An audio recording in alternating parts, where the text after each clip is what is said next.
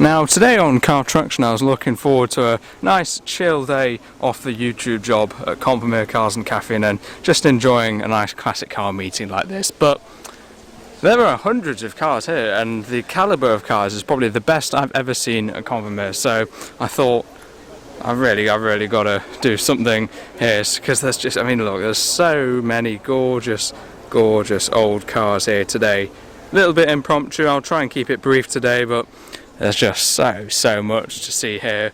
There's about 1,000 Porsches and there's all cars packed all down there and here. Mum's in the MX-5 Mark 1. Still got the Shropshire Hills Classic Car Tour plate on. That was the 120-mile trip featured on the old Classic Car channel, Dad's channel we did in the MX-5. We're in the 31 Buick. It's just the closest one to the garage door. I had thought of bringing the old pickup, but nah, the Buick is it's been a well-received car, to be honest, online and in person. Just got the stratoscope mirror on there because legally you're meant to have a mirror on the driver's side door. And of course got the new plates on the Nantwich and District Motor Club. We're next to a car that couldn't be more different, the Clio RS. Quite a cool little car. But I mean, yeah, there's just an incredible amount of cars here today. Start off with this absolute stunner.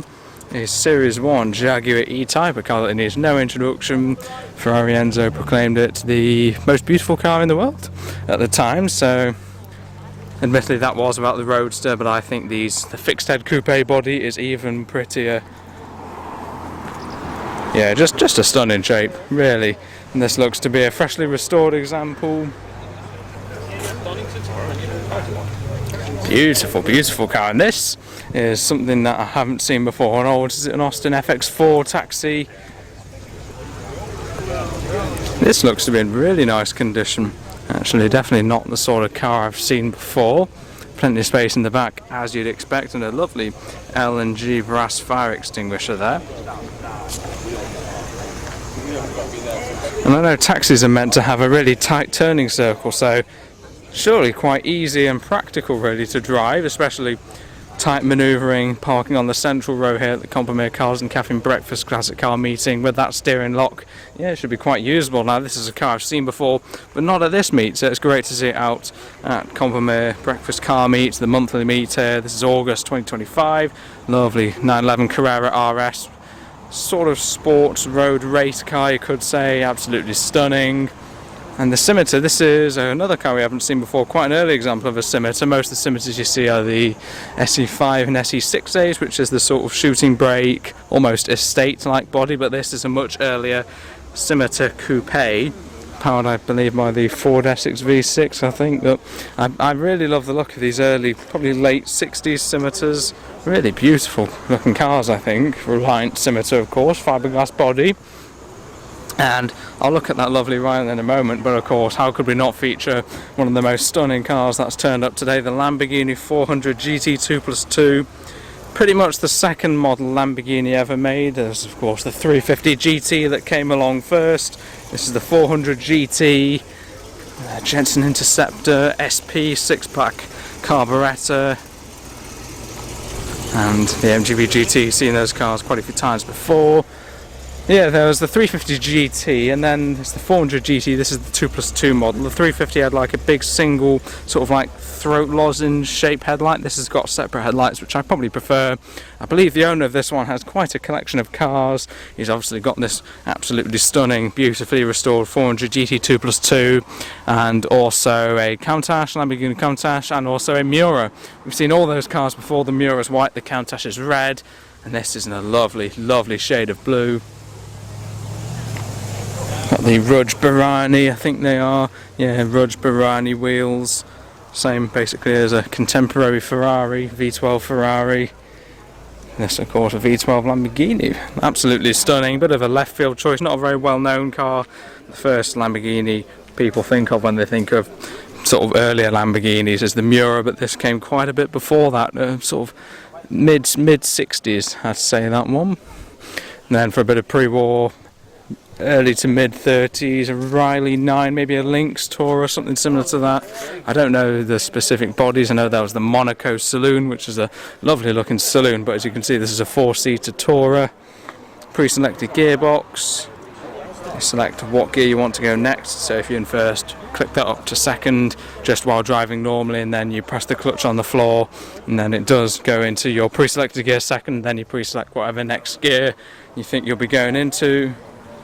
Quite a complicated thing to describe, but I actually think people who drive and find it quite natural. Jaguar Mark II, this is a 3.8 litre full fat manual overdrive car. 220 brake horsepower these produce from the 3.8 litre Jaguar XK Straight 6 engine, the same engine in the E-Type we saw earlier. 3.8 litre, very, very nice, especially with the 4-speed manual overdrive gearbox. An engine with a lot of racing pedigree, and got a little pair of XK engines here. This is an XK 140, also powered by an XK derivative engine, although this I believe will be a 3.4. Slightly earlier era car, early 50s. Very similar in terms of looks to the XK 120, sorry, which is a very successful racing car. Not sure these went racing quite as much, but still a lovely, lovely classic sports car. More classic sports cars. Austin Healey, not a big Healey, this is a 106, so a 2.6 litre BMC C-Series inline straight 6-cylinder engine, twin SU carbs. Lovely early style of interiors. You can see no wind-up windows. The later Healeys, the Mark 2s and 3s, had a bit of a sort of blockier setup round here, which allowed for wind-up windows, but like that lovely road race one I went to the Alton Park Gold Cup in, these don't have windows, which means they have this lovely shape around there, so not very practical, but I mean you wouldn't drive this in the rain really. What a lovely looking car, and I just prefer the look of the non-wind up window cars, and there is that lovely, lovely sounding 6-cylinder unit. There is an incredible array of classic and modern Porsches here today. The Porsche Northwest Enthusiast Clubs are here in full force today, and we've also got Porsche wheels on that incredible VW Beetle Cabriolet over there, Aston Martin V8 Vantage convertible, BMW E46 M3 in that fantastic colour. And this is a Renault Clio van, which I believe has a Clio Sport RS engine underneath the bonnet. Yes, it does. Renault Clio Sport 4-cylinder racing engine effectively, and a really clean looking van actually. La Poste, French post van, but that with that engine would be faster than a lot of the cars here today, to be honest. I imagine it'd be comparable to the E46 M3 BMW next to it. Real proper sleeper, and you can't not love a sleeper build really. And there is another Austin Healey. That is one of the later cars. You can see it's got that sort of chrome strip next to the driver. That's where the wind-up windows are housed, as opposed to the other one where it's just a smoother line. I believe this particular E-Type, just been chatting to the owner, he's off relatively soon to the Sleip airfield to do some flying, so I'll film it while it's still here. Now this is the car that Enzo Ferrari called the most beautiful car in the world, the Jaguar E-Type Series 1 Roadster, and yeah, he's not really far wrong, is he, to be fair on him. I mean, absolutely just divine looking car. A-reg, quite rare actually on a suffix registration. Just, yeah, unbelievable looking car, like 63 or something A-reg, I'm not sure. With a classic Porsche goodness, a 964. Usually I would have filmed all the arrivals today, but I didn't initially plan. Look at that lovely old 911 turbo. But yeah, we'll just sort of make do. I'll get a few clips of the cars leaving. So there's some mighty good sounding cars here today. Noble M600. This is an incredible car, a proper enthusiast who owns it. I believe he actually painted it himself in the garage or so I've been told. And an absolutely stunning colour and paint job. Immaculate car. V6 Cosworth engine, I believe, in the middle of that one. This is the MG V8 Tourer. Great to see this one out again. Gets everywhere, does some really big mileage, this classic 4-seater Tourer, with a slight sporting edge, you could say, being an MG. Little sports car, really.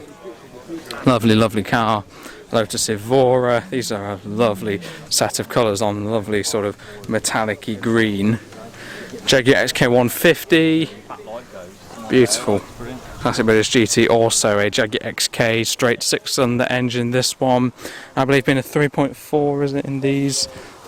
The last of the XK prefix cars before Jag moved to the likes of the E-Type, really. These are a much earlier looking car when compared to the sleek E-Type, but they're both really lovely looking cars, I think. And there's the Austin Healey. Got the amazing Lincoln Continental there as well.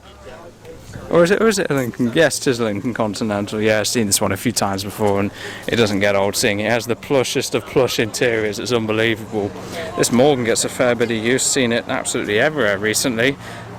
Absolutely immaculate. An Austin Cooper. This is a genuine Mark 1. We'll look at, actually, yeah, we're going to have a look at it now. Another lovely Mark 1 Mini where it's not all as it would seem. That's a genuine Mark 1 Austin Cooper.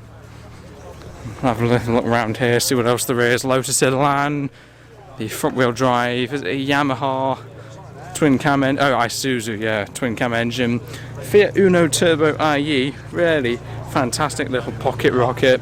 This is an AK body replica 427 Cobra, and this is the Mini we're talking about, and this is a fantastic Mark 1 Mini road racing car, but this one actually dates from 1990. I've been talking to the owner of it for a little while now, actually had a good chat, and it's a Mini Racing Green 40-year anniversary edition. At least initially, he's had it for like 20 plus years, I think, and he's just poured his heart and soul into creating basically a Goodwood replica on this. It's got an incredible engine with lots of Nick Swift tune parts on it, really unbelievable. And he's sort of gone to all the efforts of putting these hinges on the doors. I mean, the later ones never had that, or these gutters around here. Really, the attention to detail on this car is absolutely incredible. It looks like a late 50s original racing car, but yeah, so much has gone on to transform that from a 1990 Mini into what looks to be a 1959 or 1960 genuine racing car. And look at those lovely Mini-like wheels on that TR4. So many great cars here today. Always great to see this car, an absolutely incredible Austin 7 Ruby. I've shown it a few times before, so I won't dwell on it for too long, but it's the most fantastically accessorized little car, equipped with an incredible tuned engine, lots of lovely period parts, supercharged 750cc, although it might have been enlarged even. It's a really incredible little car. The Fiat Abarth, not an original one this one is, but a later recreation, you could say, like the Mini. And we've got some interesting cars down here as well. Lotus Carlton, proper sleeper, looks to be on some racing semi-slick tyres or something, but this is basically a Ford, sorry, no, not a Ford, a Vauxhall Carlton, which is just a big saloon car from the early 1990s or mid-1990s, but this is a 175 mile per hour car, Lotus tuned V6, I believe it's a V6, but yeah, 175 miles per hour, one of the fastest cars of its day, and it really doesn't look it, proper sleeper car. Little Ford Fiesta here, this one I believe has done just over 20,000 miles since new, totally original, proper time warp little car. The owner of this one did used to have a little Mini, I think unfortunately it got crashed into, so he's moved on to something a little bit more modern, this incredible time warp Ford Fiesta. I mean, yeah, it's just so many gorgeous cars here today though, had to do a little video. Haven't been down here for a little while, so there's probably hundreds more cars dotted around. I see, dwarfed by all these modern Porsches, this rather tasty little MG midget. This one I believe has a K-Series engine, originally a little A-Series. 1200, or probably a 1275 actually originally, but this has probably got like a 1.8 or 1.9, maybe 2 litre. Proper little track day weapon, really cool little car actually. Very fast as well, I'm sure, and I think they've done a fantastic job with the black hardtop roof and Mini-like wheels and making it look like a classic racer with performance that would actually eclipse a classic racer, because it's got that sort of 1990s as an engine. Twin cam 4-cylinder would go really well. MGTF, absolutely immaculate car. Really, really, yeah, beautifully restored.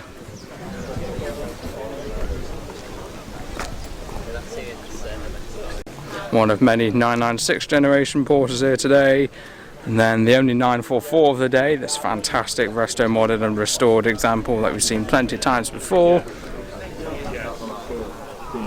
So much down here, but the car I'm going to look at is this rather tasty BMW Z3. Yeah, it'd be interesting to have a look at this one.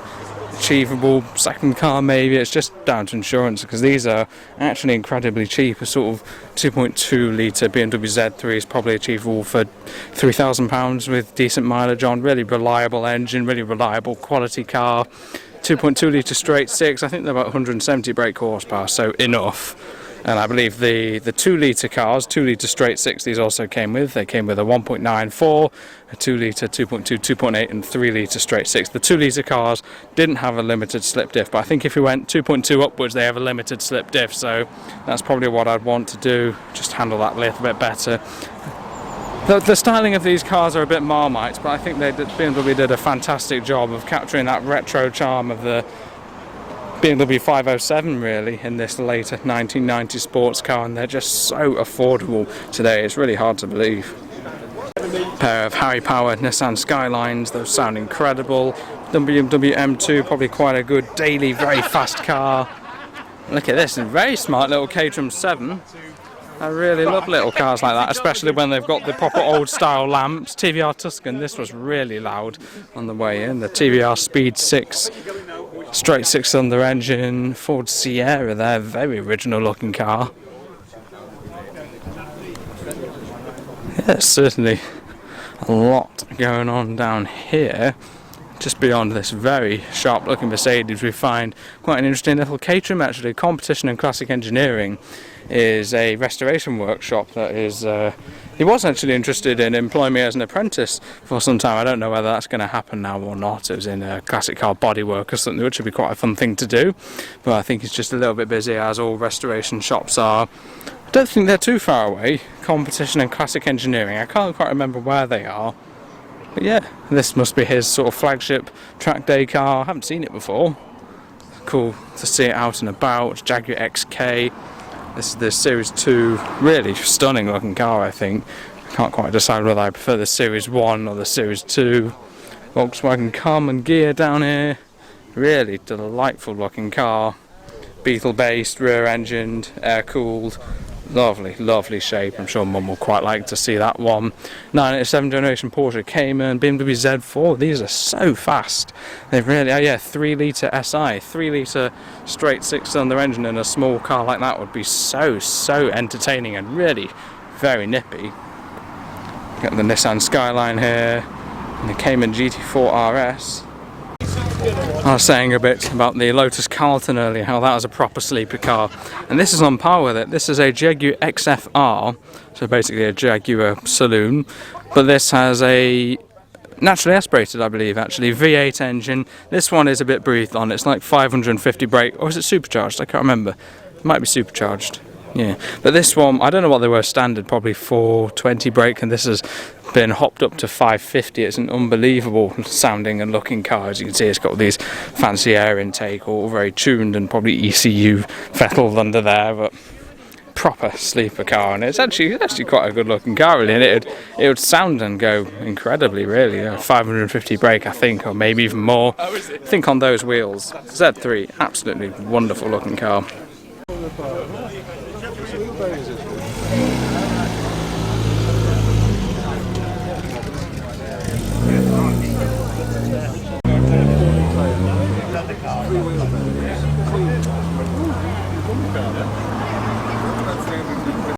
A few of the cars are going now. I'll turn my mic around to capture the sound of this Austin 7 when it leaves. Supercharged race engine.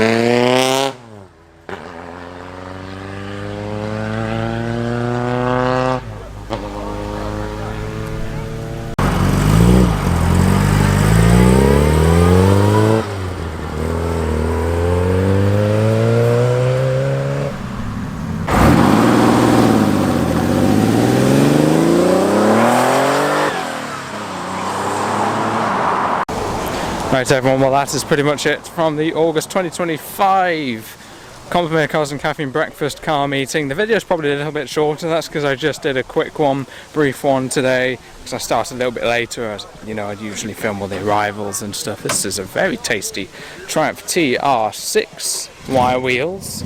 That's the AK, I think, kit. Cobra fires up over there. We're going to get going soon. This Riley is a really lovely shape. I think I'd personally have it a different colour, but especially how the rear wing sort of flicks up the other way around the back. Very, very pretty indeed. Do let me know your favourite car. For me, it would probably have to be that stunning Lamborghini 400 GT, and the car with the best story is probably that wonderfully resto-modded little Mini over there, really faithful recreation. But we're going to get going in the lovely old Buick now, and that's pretty much it from today. So thank you very, very much for watching.